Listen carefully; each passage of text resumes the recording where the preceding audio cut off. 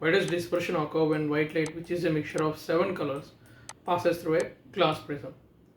ఈ question glass prism కాన్సెప్ట్కి సంబంధించింది. వైట్ లైట్ అనేది గ్లాస్ ప్రిజం గుండా పోతే డిస్పర్షన్ ఎందుకు జరుగుతుంది? See this image. ఇక్కడ ఒక వైట్ లైట్ అనేది ఒక గ్లాస్ ప్రిజం గుండా పోయిన తర్వాత ఆ లైట్ అనేది డిఫరెంట్ కన్స్టిట్యూయెంట్స్గా సపరేట్ అవుతుంది. అంటే వైట్ లైట్ లోపల డిఫరెంట్ కలర్స్ ఉంటాయి, విబ్జియోర్ అంటారు. Violet, IndiGo, blue, green, yellow, orange, red. ఇలాగ విడిపోయే ప్రాసెస్నే మనము డిస్పర్షన్ అని అంటాం. ఇది ఎందుకు జరుగుతుంది? వైట్ లైట్ లోపల ఉండే డిఫరెంట్ కలర్స్ ఏవైతే ఉన్నాయో వాటన్నిటికీ డిఫరెంట్ వేవ్ లెంత్స్ అనేది ఉంటాయి. రెడ్ లైట్కి హైయెస్ట్ వేవ్ లెంత్ ఉంటుంది, వైలెట్ లైట్కి లోవెస్ట్ వేవ్ లెంత్ ఉంటుంది. ఈ డిక్రీసింగ్ ఆర్డర్లో వేవ్ లెంత్స్ అనేవి ఉంటాయి. ఎప్పుడైతే లైట్ అనేది ఒక ప్రిజం గుండా ఎంటర్ అవుతుందో, అంటే ఒక మెటీరియల్ నుంచి, అంటే ఎయిర్ నుంచి ఇంకొక మెటీరియల్ లోపలికి, ప్రిజం మెటీరియల్ లోపలికి ఎంటర్ అయినప్పుడు లైట్ అనేది ఒక మెటీరియల్ నుంచి ఇంకొక మెటీరియల్ లోపలికి ఎంటర్ అయినప్పుడు బెండ్ అవుతుంది. అది ఎంత బెండ్ అవుతుంది అనే విషయాన్ని ఆ మెటీరియల్ యొక్క రిఫ్రాక్టివ్ ఇండెక్స్ డిసైడ్ చేస్తుంది. ఈ రిఫ్రాక్టివ్ ఇండెక్స్ అనేది ఆ లైట్ యొక్క స్పీడ్ మీద డిపెండ్ అయి ఉంటుంది. ఈ వైట్ లైట్ ఎప్పుడైతే ప్రిజంలోకి ఎంటర్ అవుతుందో, ఈ వైట్ లైట్లోని డిఫరెంట్ కన్స్టిట్యూయెంట్స్ ఏవైతే ఉన్నాయో వాటన్నిటికీ డిఫరెంట్ వేవ్లెంత్స్ ఉంటాయి. కాబట్టి ఈ మెటీరియల్ లోపల వాటికి డిఫరెంట్ స్పీడ్స్ అనేవి ఉంటాయి. దేనికైతే హైయెస్ట్ స్పీడ్ ఉందో అది రెడ్ లైట్ ఏదైతే ఉందో అది తక్కువ బెండ్ అవుతుంది. దేనికైతే లోయెస్ట్ స్పీడ్ ఉందో అది వైలెట్ కలర్ ఏదైతే ఉందో అది ఎక్కువ బెండ్ అవుతుంది. దీనివల్ల ఏమవుతుందంటే ఒక్కొక్క కన్స్టిట్యూయెంట్, అంటే ఒక్కొక్క ఇండివిజువల్ కలర్ ఒక్కొక్క విధంగా బెండ్ అవడం వల్ల ఒక రెయిన్బో ప్యాటర్న్ అనేది ఫామ్ అవుతుంది. సో మన ఆప్షన్స్ దగ్గరికి వస్తే white light scatters the 7 colours through the prism. Scattering అంటే అర్థం ఏంటంటే, ఇప్పుడు ఒక గ్లాస్ బాక్స్ ఉంది అనుకుందాం, లోపలికి లైట్ ఎంటర్ అయితే లైట్ ఒక దగ్గర తగిలి మళ్ళీ ఇంకో దగ్గర ఇట్లాగా రిఫ్లెక్ట్ అవుతూ ఉంటే దీన్ని స్కాటరింగ్ అంటారు. సో ఈ option is wrong. The 7 colours are refracted at the same speed. అంటే కలర్స్ రిఫ్రాక్ట్ అవుతాయి. రిఫ్రాక్ట్ అంటే ఒక మీడియం నుంచి ఇంకొక మీడియంలోకి లైట్ వెళ్ళినప్పుడు బెండ్ అవ్వడాన్ని రిఫ్రాక్షన్ అంటారు. సేమ్ స్పీడ్లో రిఫ్రాక్షన్ అవుతుంది అన్నట్టు. రిఫ్రాక్షన్ అవ్వడం కరెక్టే, కానీ సేమ్ స్పీడ్ కాదు, ఇవి డిఫరెంట్ స్పీడ్స్లో రిఫ్రాక్షన్ అవుతున్నాయి. So this option is wrong.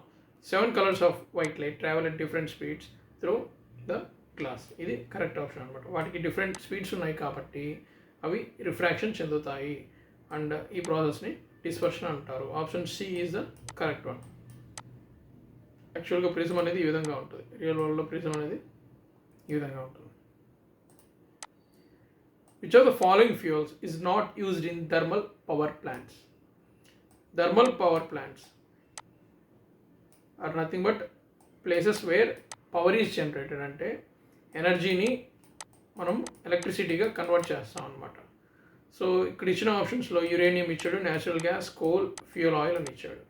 వీటిలో మనము లాజికల్గా తీసుకుంటే అన్ని కరెక్ట్ ఆప్షన్సే, కానీ ఎగ్జామ్ పాయింట్ ఆఫ్ వ్యూలో natural gas, coal, fuel oil వీటిని ఏం చేస్తారు, వీటిని కానీ మనం హీట్ చేస్తే, వీటిని కానీ మనం బర్న్ చేస్తే వీటి నుంచి హీట్ ఎనర్జీ అనేది వస్తుంది. ఈ హీట్ ఎనర్జీని మనము వాటర్ మీద ప్రయోగించాం అనుకోండి, ఈ వాటర్ అనేది స్టీమ్గా కన్వర్ట్ అవుతుంది. ఈ స్టీమ్ని ఒక టర్బైన్ మీదకి పంపిస్తే ఆ టర్బైన్ తిరుగుతుంది. ఆ టర్బైన్ ఇండైరెక్ట్గా ఒక జనరేటర్ని తిప్పుతుంది. దానివల్ల పవర్ అనేది ప్రొడ్యూస్ అవుతుంది.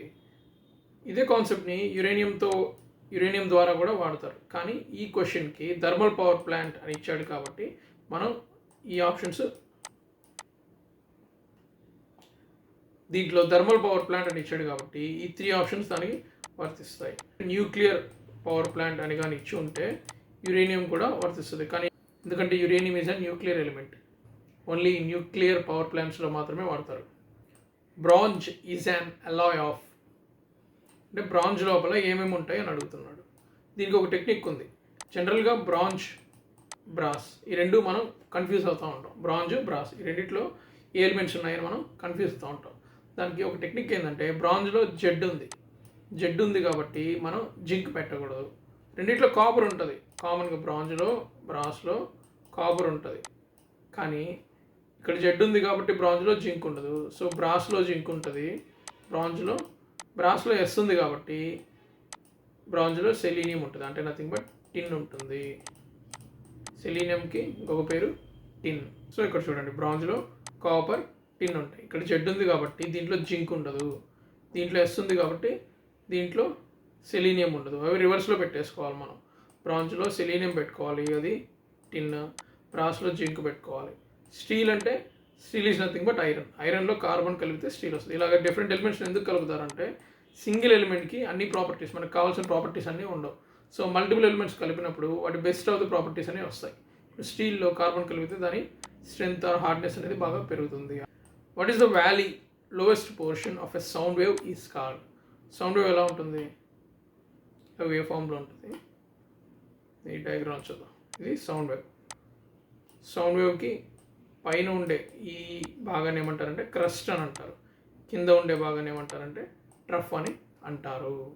సౌండ్ వేవ్ యొక్క లెంత్ అది ఎంత దూరం పోయింది అంటే మిడిల్ పాయింట్ నుంచి ఎంత దూరం కిందకి పోయింది లేదా ఎంత దూరం పైకి పోయింది అనేది దాని యొక్క యాంప్లిట్యూడ్.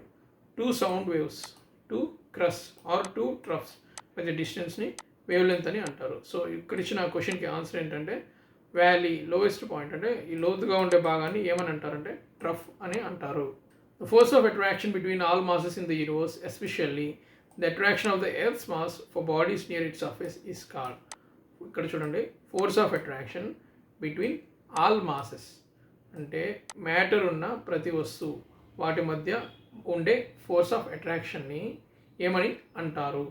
గురుత్వాకర్షణ శక్తి అంటారు. F is equals to gm1m2/r². ఎంత? F equal to gm1m2/r². రెండు వస్తువుల మధ్య బరువు అంటే సో ఈ ఫోర్స్, ఈ గురుత్వాకర్షణ శక్తి అనేది రెండు వస్తువుల యొక్క బరువుకి డైరెక్ట్లీ ప్రపోర్షనల్గా ఉంటుంది. వాటి మధ్య దూరం యొక్క స్క్వైర్కి ఇండైరెక్ట్గా ప్రపోర్షనల్ ఉంటుంది. సో ఈ డయాగ్రామ్ మీరు చూసారంటే దీని వెయిట్ 8 kg 8 kg ఉంది. ఈ ఎఫ్ వాల్యూ ఎంత ఉంది? 21.8. నేను కానీ ఏ వస్తువుదైనా వెయిట్ కానీ పెంచాను అంటే ఈ ఎఫ్ వాల్యూ అనేది పెరుగుతుంది. చూడండి, ఇది 10 పెట్టాను, ఇది 7 పెట్టాను, అయినా కూడా రెండింటి మధ్య గురుత్వాకర్షణ శక్తి అనేది సేమ్ ఉంది. అంటే గురుత్వాకర్షణ శక్తి అనేది రెండు వస్తువుల మధ్య ఉండేదన్నమాట. పెద్ద వస్తువు చిన్న వస్తువుని ఎంత ఫోర్స్తో అట్రాక్ట్ చేస్తుందో చిన్న వస్తువు కూడా పెద్ద వస్తువుని అంత ఫోర్స్తోనే అట్రాక్ట్ చేస్తుంది. దీని ఫార్ములా ఏంటి? F is equals to gm1m2/r². వీటి మధ్య దూరం తగ్గితే ఆ ఫోర్స్ అనేది పెరుగుతుంది, దూరం పెరిగితే ఫోర్స్ అనేది తగ్గుతుంది. సో ఇచ్చిన ఆప్షన్స్లో gravitational force is the correct one. Gravitational force అంటే మాస్, వాటి యొక్క బరువు వల్ల వచ్చేది గ్రావిటేషనల్ ఫోర్స్. ఫ్రిక్షనల్ ఫోర్స్ అంటే రెండు వస్తువులు ఒకదానికొకటి రాపిడి చేసుకుంటే వాటికి అడ్డంకిగా ఫామ్ అయ్యేది ఫ్రిక్షనల్ ఫోర్స్. స్ప్రింగ్ ఫోర్స్, స్ప్రింగ్ని బాగా లాగినప్పుడు దాంట్లో జనరేట్ అయ్యే ఫోర్స్ని స్ప్రింగ్ ఫోర్స్ అంటారు. Which of the following is not a blood group? Blood groups 3 types ఉంటాయి. ఏ, బి, ఓ. ఏబి, దీన్ని ఏబిఓ సిస్టమ్ అని అంటారు అనమాట. ఈ ఏబిఓ సిస్టంలో ఏ గ్రూప్, బి గ్రూప్, ఏ group, B group, O group, AB group ఇవే ఉంటాయి. సో సి అనేది లేదనమాట. జనరల్గా బ్లడ్ గ్రూప్స్కి సంబంధించి 2 టైప్స్ ఆఫ్ సిస్టమ్స్ ఉంటాయి. ఒకటి ఏబిఓ సిస్టమ్, ఒకటి ఆర్ఎస్ సిస్టమ్. ఇది మనకు తెలుసు. A group, B group, AB group, O group. అంటే ఏ గ్రూప్ వాళ్ళకి ఏ గ్రూప్ బ్లడ్ ఎక్కించాలి, బి గ్రూప్ వాళ్ళకి బి గ్రూప్ బ్లడ్ ఎక్కించాలి, ఏబి వాళ్ళకి ఏ బ్లడ్ గ్రూప్ అయినా మనము ఎక్కించవచ్చు, ట్రాన్స్ఫ్యూషన్ అంటారు. ఓ గ్రూప్ వాళ్ళకి వేరే బ్లడ్ గ్రూప్ ఏది మనం ఎక్కించాలి, ఓన్లీ ఓ గ్రూప్ మాత్రమే ఎక్కించాలి. దీనికి రీజన్స్ ఏంటి అంటే, ఫర్ ఎగ్జాంపుల్ ఈ ఏ గ్రూప్లో ఉండే రక్త కణాలు, ఎర్ర రక్త కణాల్లో ఈ ఏ యాంటీజెన్ అనేది ఉంటుంది. ఏ యాంటీజెన్ అంటే అర్థం ఏంటంటే దానికి ఒక స్ట్రక్చర్ అనేది ఉంటుంది. ఆ స్ట్రక్చర్ పేరు ఏ. దీన్ని బి. దీంట్లో ఏ యాంటీజెన్స్ ఉంటాయి, బి యాంటీజెన్స్ ఉంటాయి. దీంట్లో ఏ ఆర్ బి ఉండవు, హెచ్ అనే ఇంకొక యాంటీజెన్ అనేది ఉంటుంది. కానీ దీని ప్లాస్మాలో యాంటీబీ యాంటీబాడీ ఉంటుంది. ఏ గ్రూప్ వాళ్ళకి మనము బి గ్రూప్ బ్లడ్ని ఎక్కించలేము. ఎప్పుడైతే బి గ్రూప్ బ్లడ్ని ఎక్కిస్తామో ఈ యాంటీబాడీస్ అనేవి వాటిని డిస్ట్రాయ్ చేస్తాయి.